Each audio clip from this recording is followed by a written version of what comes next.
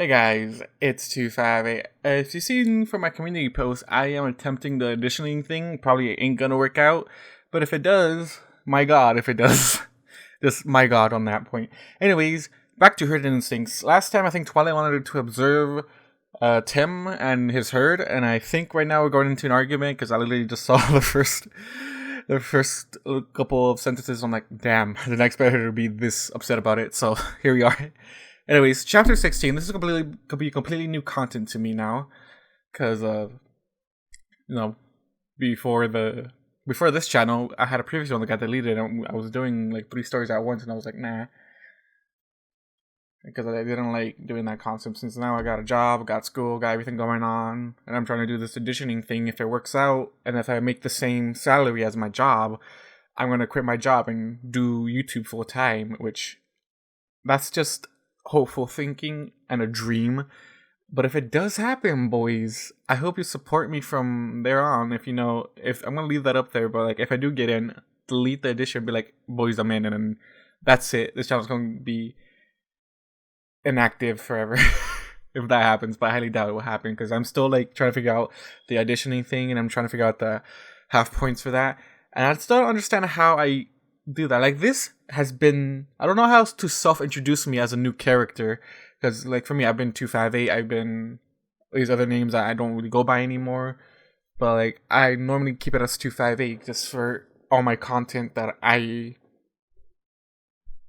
or for my character as 258 hosting all this content, because it's got different channel names and all that. But I don't know if I can like switch it up and just be called, hey guys, it's blank name here. I don't know. I also have to make up. Like, I'm going on a tangent, and this is 2 minutes and 10 seconds right now, and I don't know how I can manage that with an edition that's supposed to be at least somewhat good and like somewhat like it's half self introduction and half what's the other one called? Streaming in character. And I'm like, how the fuck do I do that? Because I don't know. Like, I guess I'm streaming in character right now, and we're just talking about MLP, because I know if from other channels I keep this on the down low unless I want to talk about it. Well, whatever. Okay, let's talk before I lose my breath, which I already did, sadly. Anyways, just finding out my worries. I'm doing laundry at the moment. Chapter 16. Herd Instincts, Chapter 16. Let's hop right into it. Stretcher stamps her forehoof on the floor. No, she growls, but Tim's able to start before Stretcher forwards a bit. Her recklessness is what got you turned to a pony against your will. She's been a source of a lot of stress for you. In case you didn't remember how you felt after she got your old phone working, she tells us, she didn't have to hold you at night when you had nightmares. I know Princess Luna helps you with those, but she can't be there all the time. She stops for a moment, composing herself. I know your language lessons and equestrian history lessons are important, but there is a reason why I request that you have your lessons in Ponyville at her castle. She doesn't belong in our home. Tim says, okay, I understand, love. Damn. So she just rejects Twilight right away. Damn, I didn't realize she was gonna do that. She smells prettily. Now that unpleasantness is out of the way, it's time to get ready for work. But I don't work today. Not your work, silly. Mine. She tilts her head to the side and smiles. Tim kneels down and puts a hand on her cheek, which causes her to lean her head into his hand with a smile and sigh.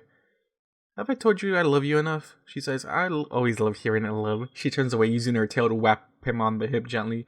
Come on, if you join me in the shower, I guarantee you're going to get lucky. She waves her hips as she walks, her tail moving to give him an eyeful along with an extended wink. He reaches out with a finger and grabs the very tip of her clit with a thumb and forefinger, getting her to stop in her tracks. She shudders for a long moment, but turns her head back. Wait for the shower, love.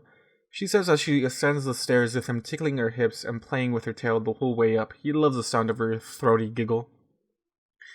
I honestly did not expect her to say no. So she's the one to request to have the lessons in Ponyville. But isn't that just gonna make them closer? In my book, that's just gonna make them closer now, because like he has to go out of his way to go see Twilight now, instead of the other way around. So she asks her that because Twilight doesn't belong in her home, but at the same time, it's because I don't know how I feel about that. Shouldn't she have a talk with Citrus? Twilight should have a talk with Citrus about this whole nonsense, because Twilight did have did make like Tim feel, I guess, bad when his phone started working again. Even though like that would be like such an emotional thing because you like have access to your previous life. That's kind of interesting to me. Like, but the main point is the pony thing and his emotions with the phone working. Like, I understand the pony. I think the main thing is the pony thing, because the phone thing is more of like Tim's side of things, and Twilight just wanting to find out more about his technology. But I think it's mainly the pony thing, and I'm not sure if Tim has been stressed about it. To be honest, like we don't know that part of the thing, so that's kind of what I'm questioning here. As happy as he is, his smile doesn't quite go all the way up to his cheeks. As much as she loves him, she's very much an equestrian mare, and something about that has him unsettled. Not helping matters is the simple fact that Twilight is becoming very pushy with him, and to his almost shame, he is finding himself both dreading and awaiting her. There's something very human about her, how she makes a point of treating him like an equal, wanting to know about his background and his opinions out of every pony in Equestria. It was with her alone that he can express how he truly feels about his predicament. Being the only one of his kind weighs on him more than he wants to really consider, and only Twilight will listen to it, without trying to immediately drown him in cheer to keep the harmony going. He enjoys the company a lot, and for that, he cannot help but feel at least a little bit like he is somehow a little bit of a traitor to his herd. He hasn't told his mares just how much he misses Earth, but he has told her. They don't know his reservations about their culture, but Twilight does, taking notice in that academic way of hers, even though he knows he is likely never going home with that little book horse right there, almost as a surrogate human. He doesn't seem quite so bad. Okay, so he confides in Twilight more than his mares. And I say she would be a great addition. But the problem is, I'm not sure if it's both Citrus's stress and Tim's stress, or just Tim's stress. Because if it's just Tim's stress, he wouldn't really care.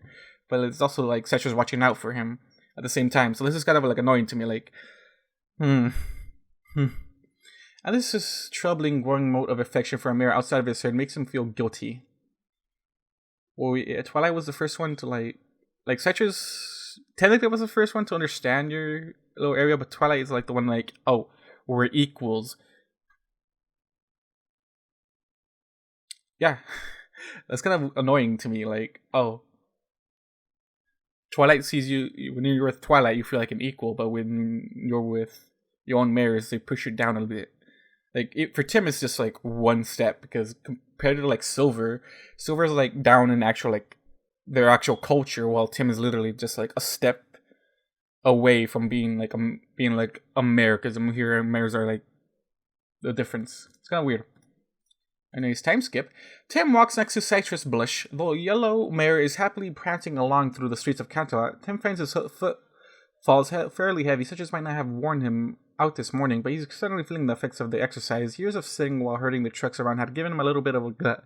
Perhaps 20 or 30 extra pounds, though with coming to Equestria, spending time outside and the exercise he gets from walking everywhere with his herd, and the not inconsiderable amount of exercise he gets in the bedroom, he's found he has abs now, even though he still has the scars from the surgeries the ponies had to perform to save his life. His muscle definition and tone are much better than at any other time in his life, and the ponies don't even have a concept of the TV dinner. There is no microwave that you see in Canterlot, so he's suddenly eating better than at any other time in his life. Why do I feel like Pinky had a microwave in Sugar Cube Corner? He glances around and watches that pink pony, one of Twilight's friends from Ponyville, lead dozens of ponies down the street, singing a merry song as they bounce along. Citrus stops with him as he watched an impromptu parade make it past him. The bouncy Earth Pony waves at him with a happy smile as she plonks by, other ponies bouncing with her. She giggles. Always gotta love when Pinkie Pie is around. Tim glances at his love. Why? She carried the element of laughter. It's just her nature to make the ponies around her happy. She lives to make ponies around her smile.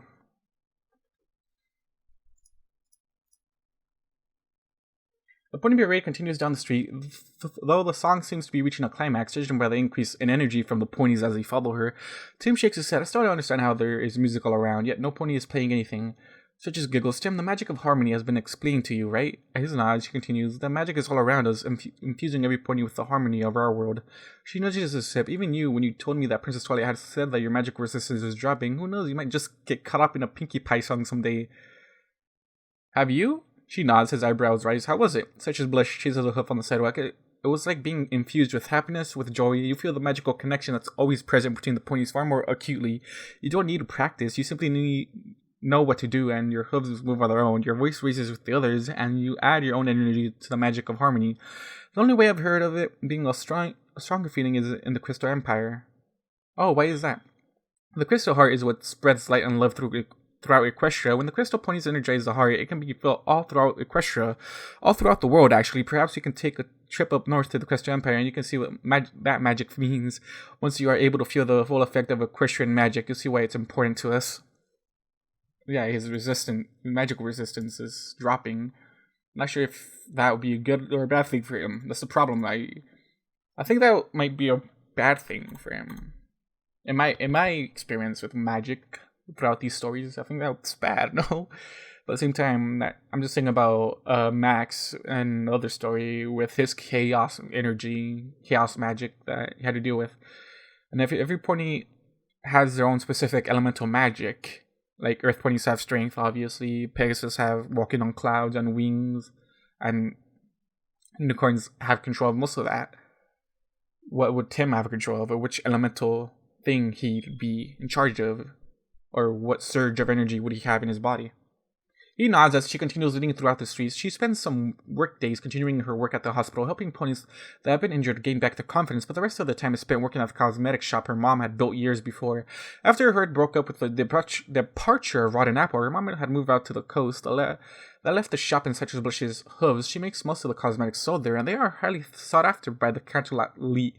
Citrus points ahead. A tall unicorn mare is exiting the shop. She notices Citrus and Tim and smiles brightly. Hey, Citrus. She comes over to Citrus for a hug. Hey, Fleur. I know this is one of the ones, like, this is like season 1, like the pony with like the spade card, cutie marks, which I don't know. I think it's Fleur. I'm calling her Fleur, even though it's Fleur. You can say Fleur. Citrus chirps. Fleur looks up at the tall human. Hello, Tim, she says, offering a hesitant smile. She offers a hoof, which she bumps with a fist gently. Hey, Fleur. Tim says brightly. Fleur does Lise has only met him a couple of times and is still a bit shy towards him. No, with him being there with Citrus, this helped the taller mare's confidence. Fleur focuses on Citrus. Why didn't you tell me Tropical Dream was going to be here? Was she delivering some of that wonderful sunscreen she makes? Mom is here? Citrus stops and looks at Tim. Tim, I think we should head home. Tim cocks his head to the side. Why, I haven't met your sire. What's wrong with meeting your mom? So it just blushes deeply. Even her ears turning red. Well, I haven't exactly told her about joining our herd. Damn, like you haven't updated your mom yet. I like how you said your sire. I bet your sire, your dad before. Why would I meet your mom now?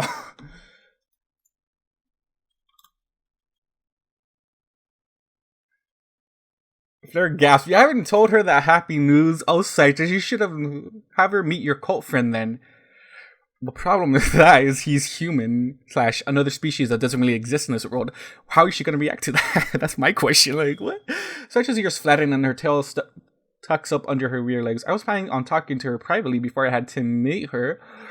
She glances over at Tim. I'm sorry, love, but she doesn't even know humans exist, and she will likely not really understand that I've added a human to my herd. Tim said, it wouldn't be the first time meeting the mom was not ideal. I can head home if you really want me to.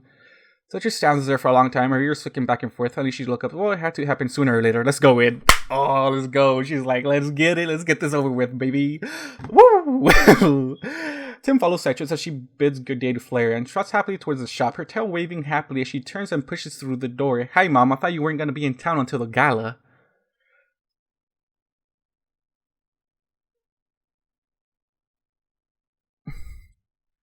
I don't know how to feel about this. I'm waiting to see what happens. Tim looks at the other pony. Her back is to them as she sits on her haunches behind the counter. Her horn is alight, and she seems to be unpacking a box sitting next to her. Oh, there's my little filly. Mom! I just hope she's not going to be as aggressive as Rotten Apple, because, his whole name is Rotten Apple. So I don't get how, you get in a herd with that sort of fucking creature. But whatever.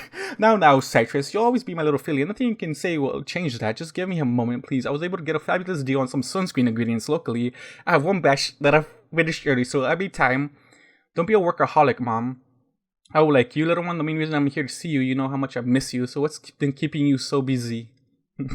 There's a lot of things, bro. There's a lot of things.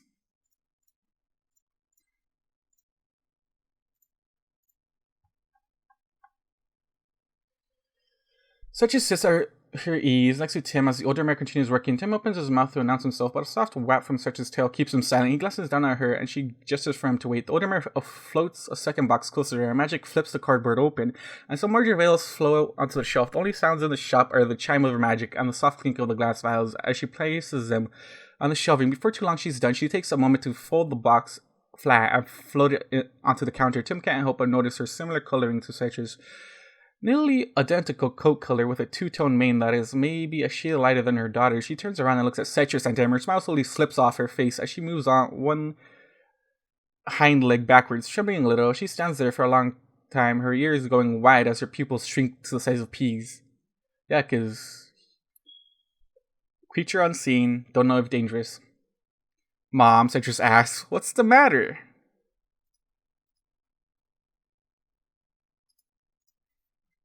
Also, Tropical Dream is like, didn't expect that to be one of her mom's name, but alright.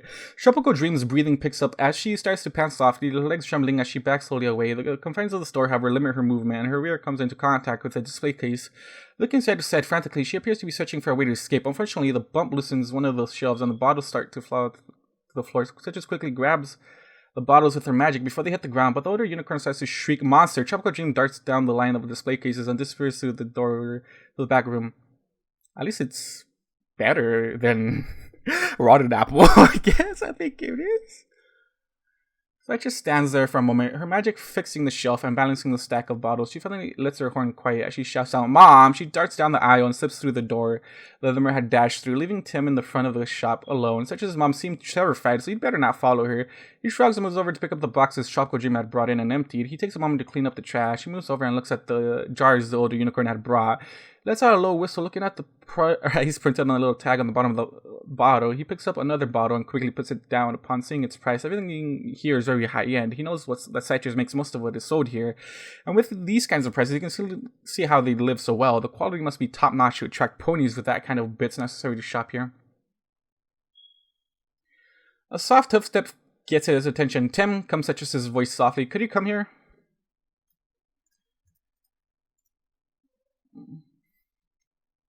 Honestly, if I was Tim, I would say, like, that's a better reaction than your dad. I would have said that. I would have just, if I was Tim, I'd be like, okay, that's a better reaction than your dad. Tim smiles and then heads over to the door to the back room. He ducks through and is greeted by such as his workspace, along with the storage and office areas. Tropical Dream is standing there, trembling a bit. Such as moves over and leans against her mom. She rubs her cheek along her mom's cheek and snorts softly, nose to nose with her mom. "Mom, this is Tim. He's my cult friend." Tropical Dream gulps. She stops and looks at Citrus and back up at Tim. "A pleasure."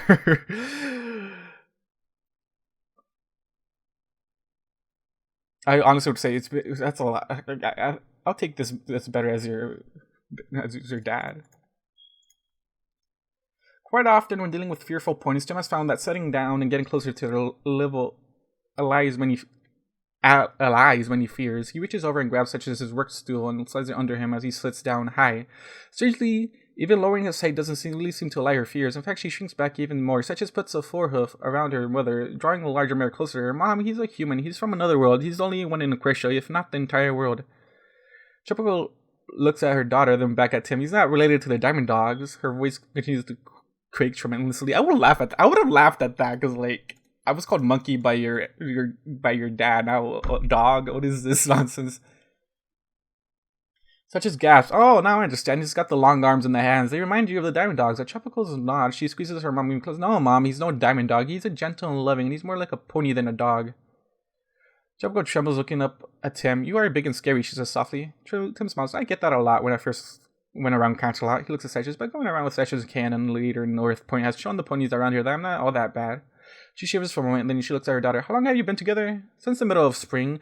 I'd been talking Cayanne's ears off about him. She knew it before I did. She told me later that it was about as obvious to her as Celestia's sun rising, with how much I talked about Tim, how physical therapy was going so well, how his scars were healing." Tropical's eyes narrow, looking at Citrus and at Tim. "Citrus, what are you talking about? Physical therapy? Scars?" "Tim got to our world from a magical mishap. Rainbow Dash did a sonic rainboom, and somehow that momentarily opened a portal up high in the sky. Pure dumb luck had him on in." She stops looking at Tim. "Airship?" He shrugs. "It was actually called an airplane, but it's similar." She goes, okay, an airplane. Well, he fell and hit something, then he fell some more and landed on the ground. Maybe I actually saw him finally land and got him to the hospital in Ponyville, where they got him to Canterlot for the healers there. I started helping him soon after he woke up. That was how I got to know him. How gentle he was. Her voice softens as she continues to speak. How nice he was. How well he worked with the healers, and I did what I could do to help him, too. Okay, little interruption. Let me read that last sentence because I know I messed it up. Yeah, okay. How nice he was. How well he worked with the healers. I did what I could to help him too. She seems to not be quaking anymore, and you are mounting my daughter? Mom! Tropical Dream winks at her daughter, then looks at Tim seriously. So he around here is usually in the spring. Can I expect some grandfuls from that? Mom, really? Tim rubs the back of his neck. Well, I'm not opposed to the idea. I don't think it's possible. He looks at Citrus. Princess Twilight has gone over the genes between ponies and humans, and she says that the chances of a successful foal are not high. She's even doubtful that if I'm turned pony, the genetics would be stable enough for foals, but she's less certain of the last. There is another stallion in the herd, though, so it's not all bleak news for some pony wanting a grandfoal. Is he mounting her too? He looks at the venomous glare from Citrus and reaches out to run a finger along her cheek. Tropical's eyes are glued onto his finger, but she relaxes when Citrus hums softly and leans into his touch. No, Mom, just Tim right now. Silver's new to the herd, so he's going to have to earn the right to mount me. It's only been a month. I see, I've taught you well to keep your junior stallions king. Make them grateful to finally have you. If you let them just mount like any jack donkey to a Jenny, they'll undermine you as a head of mare faster than even playing favorites. Tim frowns a bit. Citrus is smiling, looking quite pleased with herself. Basking in the praise, Tropical stands up. So, where's the salesman you have? I sent her off for coffee when I got here, and she's not back yet. Citrus giggles. Oh, I'll see what's holding her up. I was going to help her today and restock some, but with you here, I'm going to have you meet the herd. She's just going to make you meet the herd. I love that. Tropical Dream smiles brightly. I like that. See what mares have joined a little filly to make a family. Her eyes dart to Tim, then back to Citrus a couple of times, getting a soft sigh from Tim.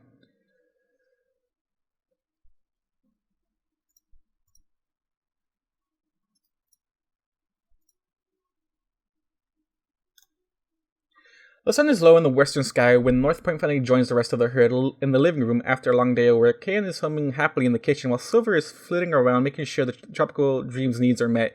He's gotten her coffee and water and even small snacks while Citrus and Tim spend the majority of the evening entertaining the older mare. She still shivers once in a while while looking at Tim. Though the other pony is completely at ease with Tim there, does have a good positive impact on her. Citrus jeers, does this mean you're dating a predator? Mom, he's not a predator. He doesn't hunt. Citrus moans, ears sticking back and forth. Does he eat meat? Tropical says seriously. I gets a rolled eyes from Citrus. Not every pony is a vegetarian. Silver is a Pegasus and likes meat too. How do we know where he comes from? They don't eat ponies. Has anyone thought to ask that? Who knows? There may be stores back where he's from that sell meatballs made from ponies. She starts to tense up. Tim thinks to tease her with some human societies really do eat horse meat, but stops himself. Thinks to tease. Don't tease her, dude. She's really terrified of you. Come on, that's like the third. Mom, you're overreacting. Tim clears his throat. I can honestly tell you in my entire life I've never eaten anything equine. Well, you do like eating Citrus, so Silver Pegasus chortles. Not helping Silver. Tropical Dream subsides a bit, watching the herd sitting together. Cayanne comes in and sits down, floating bowls of her famous jambalaya. This version is meatless, but still amazingly tasty. Tropical Dream takes a bit, thinking. Then she smiles. Oh, I know. She chips her horn lights, and a binder floats from her saddlebags. You all need to see some of Citrus when she was younger. Mom! Oh, I want to see, Cayanne says, bouncing a bit in her seat. She crowds in to sit between Tropical and Tim, gathering a quick kiss from the human before she focuses on the photo album as it's opened. She pulls a picture from the paper. Here she is trying on makeup for the first time. Mom! Oh, hush, Citrus. She turns to look at Tim, North, Cayanne, and Silver. Well, she's luckily didn't name her Citrus lipstick. She brings us... Why is that so funny? Citrus brings up a second photo. A filly Citrus mugging for the camera. She was so proud, even though she didn't look like a rodeo clown. Mom, seriously, I was 4. Oh, wait. I'll wait till you see the picture of her dressed up for Nightmare Night as a fool. Mom, why would you keep those? Tropical puts the 2 pictures back in the album, and she looks at her daughter seriously. As a mother, I had to carry you. I had to give birth to you and raise you through nights of crying. I had to deal with your temper tantrums. Well, all of this, a mother takes pictures, which we can use as leverage, or to embarrass you in front of your friends when you're grown up. Revenge? Seriously, Mom? Honestly, if I was Tim, I'd be like, you, ma'am, are doing a wonderful job as a mother. I would honestly say that. Come on. I want him to say that, please. Yep, Tropical says with a gleam in her eyes. That's exactly why. And you keep those pictures with you all the time in your saddlebags? Tropical Dream smiles wide, and this is my small album that keeps most keepsake memories. Well, wait till I come next time. I'm going to have stacks of pictures, you, your siblings, every pony. So it just heads lower, and she ends up lying on the couch. Mom, it's all she can moan. Ken, who until now has been unable to talk due to laughing sort, finally comes up for air. Don't worry, Citrus. She breaks down into peals of giggles. When Lee's upset, I like your mom. She can visit anytime. You aren't helping, Citrus says acidly. Wasn't trying to. Sarah pounds the couch cushion, trying to get enough breath. Finally, he's able to croak. Citrus, you were so cute as a filly, getting a glare from the yellow mare. Tim reaches out, just trying to stop his laughing for the most part, even though occasional chuckles do break through. It's okay, love. I guarantee your mom and my mom would have been the best of friends. Oh, when do I get to meet her? Chopik looks eagerly at him for the first time. Oh, that's something that shouldn't have happened. I thought she would explain the whole situation, right? I would love to have that happen, but that'd be crazy. Tim, that kills nearly all the laughter for a moment. Tropical blinks and looks around confused. Did I say something wrong? Tim stands up and kneels down in front of Tropical Dream, his hands parted about shoulder width apart. While the gesture is obvious, she nods and they hug. He holds her tightly. It was such a freak chance accident that brought me here. It's pretty likely that not only will I never be able to go home, it's doubtful that it will be impossible to let my mother know what happened to me. She convulsively holds him tight. Wait, she just turned into his mom for the past, how many hours? Wait. She convulsively holds him tighter. I'm so sorry, Timonthy. Finally, the hugs ends, and she holds his hands in her hooves, and when he pulls back...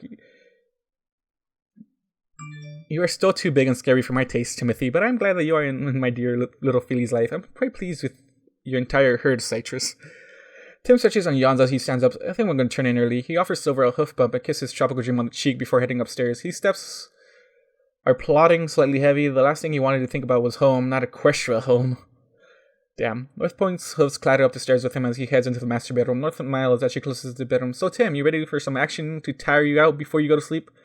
Tim nods as he finds himself yawning again. North's horn lights as he pulls off his shirt, her magic already working on his jeans. Soon he's crawling into bed with North kissing him enthusiastically as he settles onto the bed. She breaks the kiss and starts working down his body. Tonight, love, you won't have to do much, she says softly as she follows up a kiss on his pectoral with a light bite. This is pity sex. Which I wouldn't mind, because he needs to get his mind off of home, but still... Tim smiles as he folds his arms behind his head. For the next hour, he'd have the distraction from his loneliness, being a stranger in a strange land. He feels the North walking atop him. He reaches around and holds her, clutching her tighter than usual.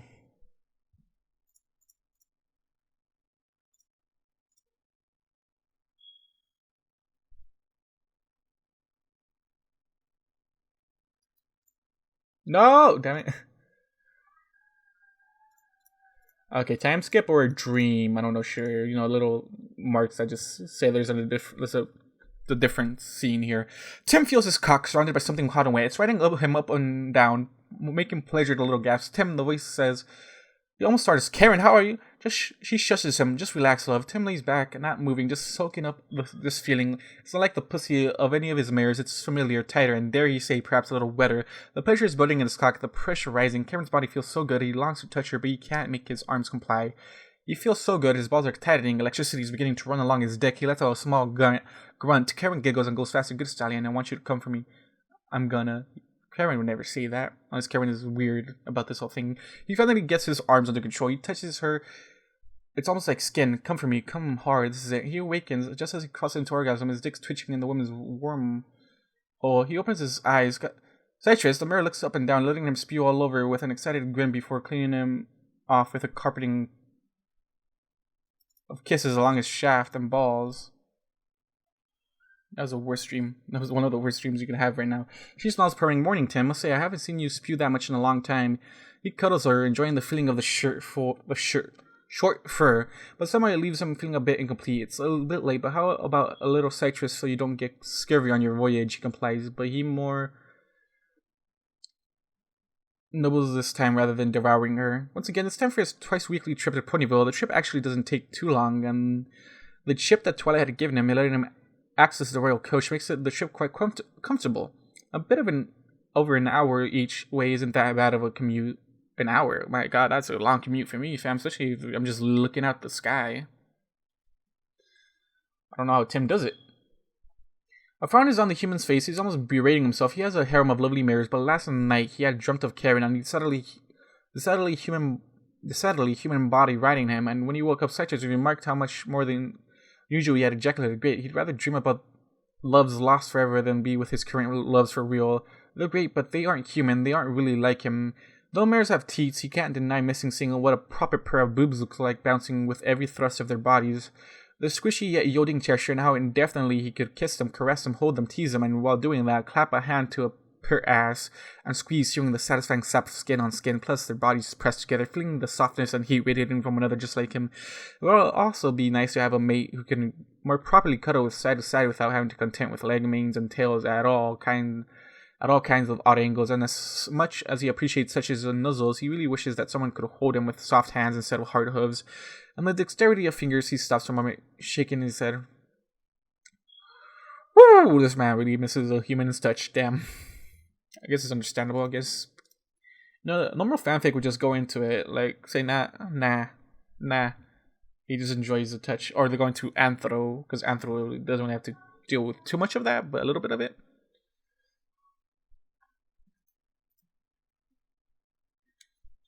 A little bit of it, because it depends on how anthros are, if it's really anthro, like... That's kind of interesting. Like, missing... I'm pretty sure Twilight is going to just reverse the pony magic on him to her, if we really wanted that.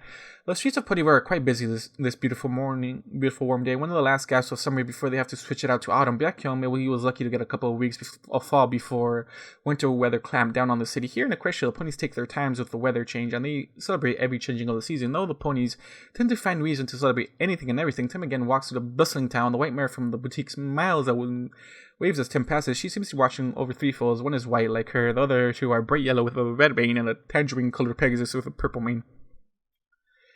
Tim walks on, enjoying the bright sun. As he finally draws closer to the castle, one of the guards comes up to him. Here to see Princess Twilight? Tim nods on the mare's horn lights, opening the front door. She's waiting for you, that's for certain. Go get him, Wyvern, she says with a wink and slap on his rear from her tail. As the door closes behind him, he rubs his rear for a moment, looking back at the closed door. Something happened. The mayor here knows something. Go get him, Tiger. Go get him, Tiger or Wyvern. Something's already wrong here. And Citrus said no, so this is gonna be a big problem here. What was that all about? He muses as he adjusts his rock on his shoulder and makes his way downstairs. And okay, they also know that Twilight is actually just waiting for Tim. So something that I feel like I mentioned before is happening. Out of my little tangent that I did. He gets to her lab and pokes his head in. The lights are dim and the equipment seems to be off. Tim turns around and heads back upstairs. He knows where the throne room with that ginormous circular table is. So upon reaching the room, he finds it empty as well. His eyebrows rise as he turns around. Usually Spike would have caught up with him by now. He shakes his head, even calling out a few times, hasn't produced the young dragon. Tim thinks for a moment, she just might be in her office. He climbs the steps again, heading further and higher into the larger castle. He finally gets to the right door. He's only been in her office once before. The door squeaks softly as he enters. Though the room is empty as well, he briefly considers opening the interior door, but that one is to her bedroom, and he's not about to invade her bedroom without permission.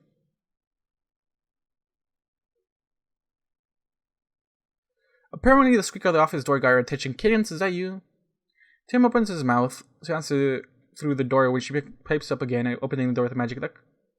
That cooler you gave me last night just wasn't enough. I think I broke it. Tim sees her. She makes her eye contact and pupils shrink to pinpricks. Tim, what are you doing here? Oh no, it's her heat. I expected something else. I didn't expect this. He finds himself looking around. Yeah, it's Friday. I was here Tuesday. She frowns. Her wings are saluting the sky. Okay, cooler is something fanfictions say. Cooler is basically another term for dodo, basically, for them to cool down their own heat. I think I've learned that from Chris's Batty Family. Anyways, that's what I'm talking about. That's what she's talking about.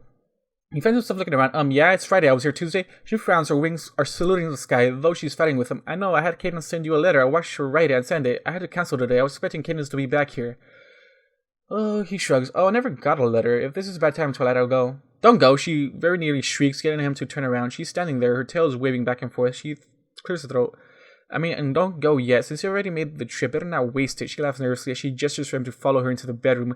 He shits the rook and starts to follow her. Her tail is continuously flagging as her horn lights and the bedroom lights up. Given the size of the castle, he expected her bedroom to be rather large. Though this is beyond even his thoughts, the bed is enormous, bigger, and even within his bed at Canterlot, though there's a sitting area and everything in is lit softly with floor lamps and table lamps spread throughout the room. As he crosses the threshold, he finds his nose flaring, and that smells familiar. After a few seconds, he realizes it's the same smell of arousal from citrus and the girls, but it's almost somehow different. He looks at the bed, he's seen things similar on Earth, but can't help but ask, what's that?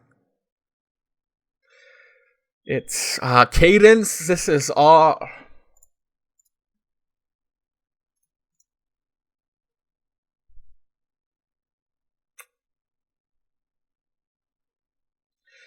It's Kate. This is Cadence is doing, dude.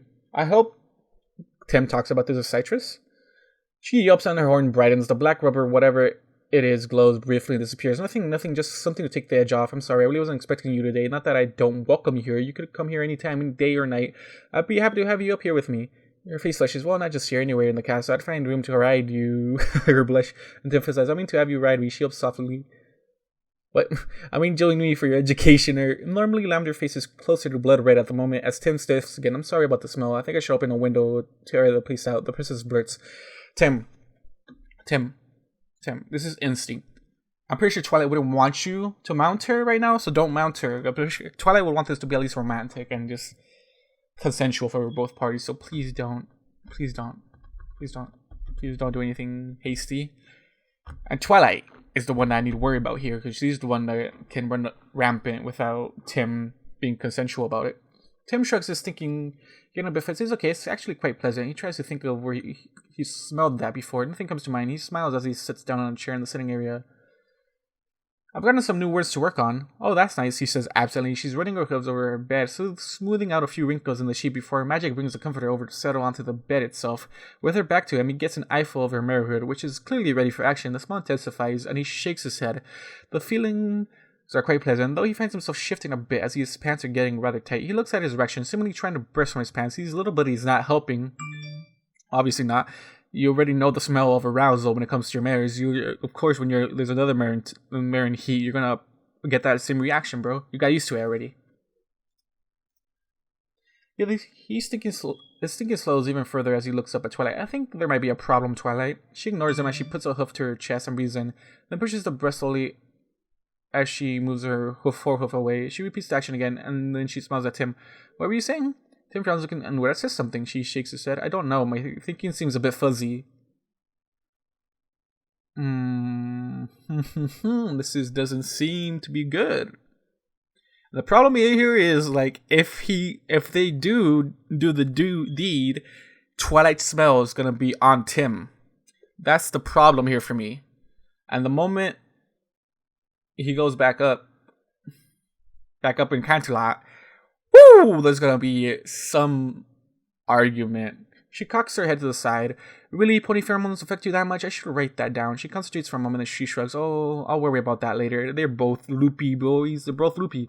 She hops up to him, sitting down with her tail wagging from side to side along the crystal floor of the bedroom. I've been working on a spell. Want to see? Sure. Alright, close your eyes. She instructs. Is it what I think it is? Please tell me this is what he dreamt about last night, boys. I know what it's gonna be. Alright, close your eyes. She instructs. He dutifully closes his eyes, though his ears register the sound of her hooves as she claps to another room. Let me just get something on here, she mutters as the chime of her magic starts and it intensifies for several long seconds before a pop announces a loud silence. He pricks his ears, but he doesn't really hear anything for long moments. Then he hears soft motions coming back towards him. Okay, you can open your eyes, cause Twilight's voice from right next to his ear. He opens his eyes and looks up. A human woman is standing there. She has a slim build with very tan, nearly swarthy skin. She's wearing a sheer white wrap that's very nearly see-through.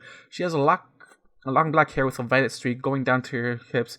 Her breasts are a bit bigger than her frame would suggest. He would guess D cups. Her frame narrows to her waist and widens the feminine hips, just a few shades wider than boyishly narrow. He looks back up at her face to be greeted by still purple eyes, and to his amazement, a long purple horn still extends from the top of her forehead. She smiles brightly. You have no idea how much work it was to get this form right, figuring out all the differences between human males and females with only a male's DNA, along with very few pictures of human females. She reaches up and touches her horn. My first attempt emitted the horn, then I had to find another unicorn to reverse it, so I made sure to keep my magic. Twilight. I knew she was gonna do this bullshit again, dude. I knew she was gonna do this bullshit again. Twilight. I say again because there's many stories that she does this. Okay. Yeah, but Tim was thinking about this. She drops her hands on the front of the wrap. She drops her hands and the front of the wrap opens, exposing her chest. You said you like breasts, and a few attempts had breasts that were comically large or not much more than mosquito bites. But I like this size the best. They are even bigger than what I go through the portal, though my skin is purple and I still have some equine qualities. I don't have magic there because it takes my horn and my wings too. She smiles and pulls the wrap open the rest of the way, pointing to her navel. You humans have all sorts of different body types in your genome. I like this one, but your genes for your hair are crazy. Some attempts had hair from the belly to the knees. Others had none at all, even on the head. This is as close as I could make this work. She has a small strip of pubic hair, but her lips are bare. Tim gulps at the view as she tilts her hips to show a bit more of herself. She uses her fingers to pull apart the labia. Does it look human enough to you, Tim? She moves a bit closer. You can touch it. Does it feel human enough? Does it smell right? You're both horny, okay? She's in heat, but she's human right now, so she's in control of herself. She's human right now. That's fucking dope. She is in control of herself by the sounds of it. She just wants to make sure that she's done it perfectly. But Tim is horny as fuck, and we don't know what's gonna happen. Twilight, I appreciate your interest, but you really don't have to do this. He's making a point of not staring at her anatomy, keeping his hands far away. His face could ignite the atmosphere. She sits down on his legs. Her crotch less than an inch from his now straining erection through his pants. She puts her arms on his shoulders. Sam, I know you like me as a pony, but I don't want you to just like me. Tim feels like he's about to wriggle free of his skin. I mean, my hurt isn't here. This is wrong, Twilight. Twilight runs a finger along his chin, then puts a single finger over his mouth, shushing him. Tim, it's just you and me, two friends, both of us in need, and the other able to provide for that need. But wait a minute. Does Tim have his own human heat now? Because he's dreaming about human body? Is that what we need? Twilight needs to be part of it, man. Twilight needs to be part of the herd, just so he can share the spell. But at the same time, Twilight he does love Twilight. The thing is, they both have confess about this. They both love each other.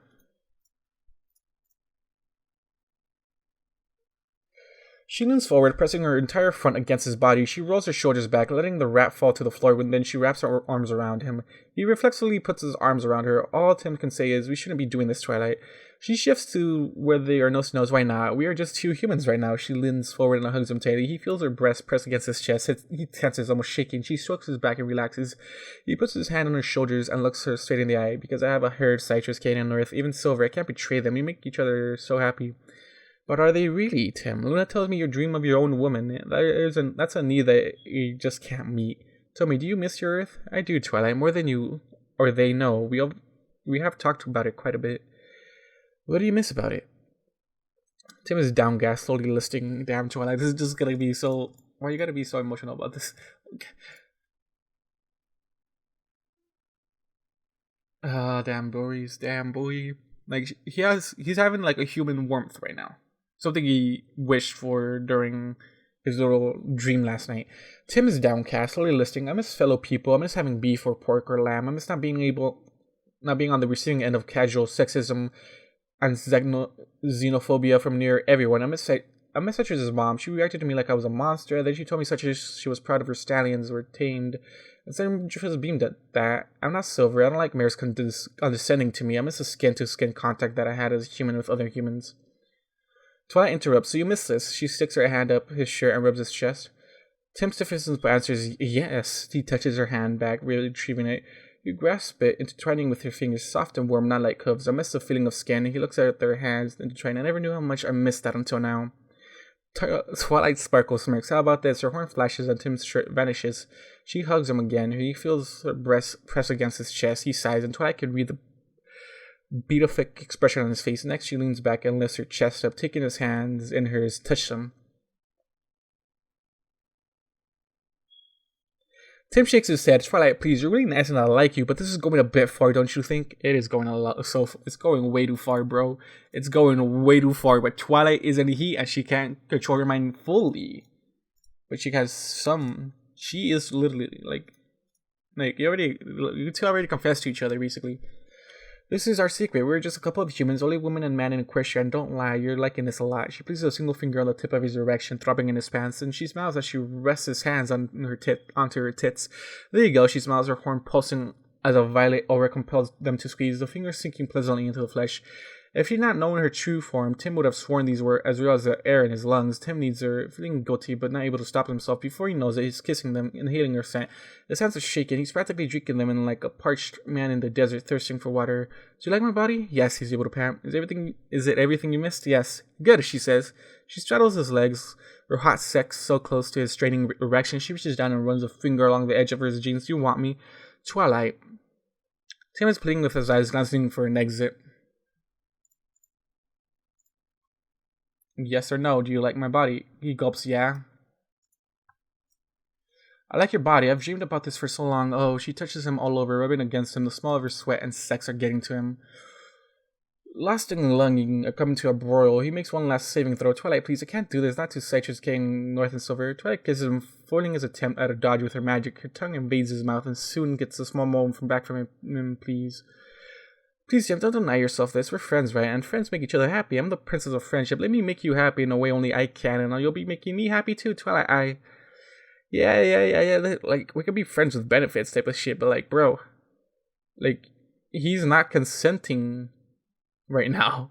She shoves her breast in his face. Please, Tim, just this one. So it'll make me happy. It'll make you happy, and it's not like anyone else can do this for you. You won't take no for an answer, will you? Twilight giggles, her hand reaching down to his pants. Why would anyone be mad about a princess of affections? I want this. Honor your princess. You know you want this. Fam, you're not his princess. I don't get why she used the princess card, bro. She, like, you're friends, but she uses the princess card.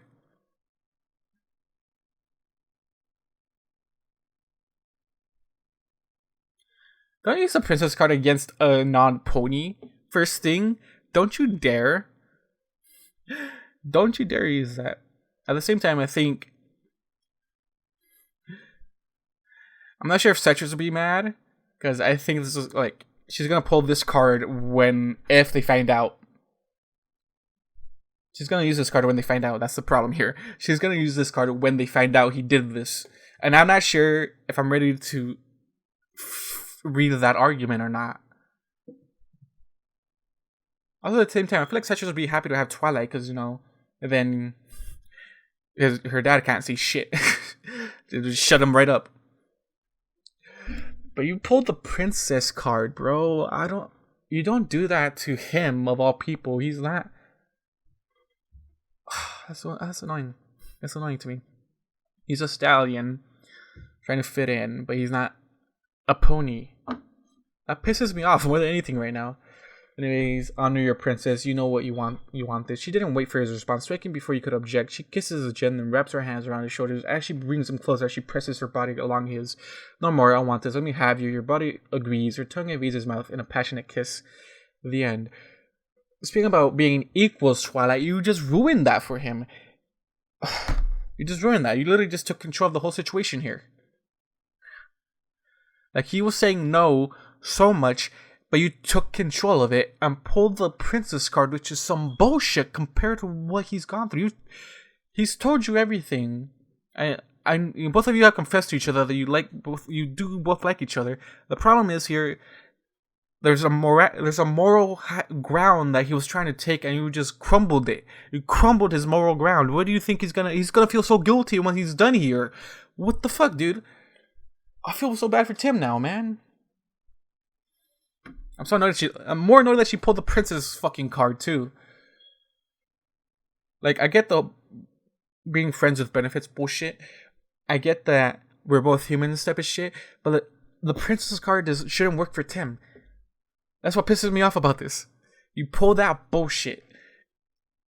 And for Tim, he doesn't care. He sees you as a friend only. Princess is just a fucking title. He doesn't care about that. I'm so annoyed with this fucking chapter. Okay, there's an author's note. Let's read it. As is now the norm, Kailash had quite a bit of input on this chapter. He also raised a concern at times. Some things that I think are subtly hinted at end up being treated like surprises out of nowhere. So this is a bit of a shift, having more explicit laying out of the characters and what they are thinking. So let me know what you think on that. Well, the Touches doesn't like Twilight because all the stress she caused Tim, even though I don't think that's too many stresses, only for like the emotional reckoning of him like looking at the accident of the plane and him looking back on a chapter of his life, aka his phone, that he can't go back to anymore. I think those are justifiable ones that they shouldn't be stressful enough. But like the only one that was a little bit stressful was the pony one, which doesn't really matter because her mares were there pretty good. Another problem is Tim doesn't like that he's on the other end of the sexual nonsense, like every mare being condescending to him, and such as being happy that the mother sort of quote unquote tamed him. Nonsense. There's so much nonsense in this one chapter. Like, I like her mom. She was nice and understandable when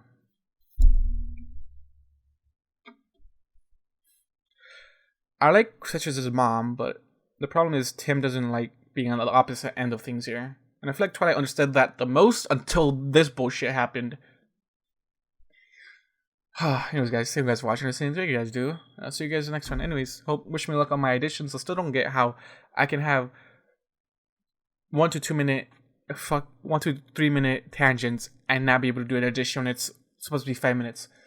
I'm still figuring this out. I have work tomorrow. Hopefully, I'll do it after this or after work tomorrow. Anyways, guys, thank you guys for watching. Listening to what you guys do. And I'll see you guys in the next one. I guess tomorrow, or the next time I'll see you guys, we'll get more in depth on the sexy time that Twilight's forcing on Timonthy here, sadly. Anyways, guys, goodbye.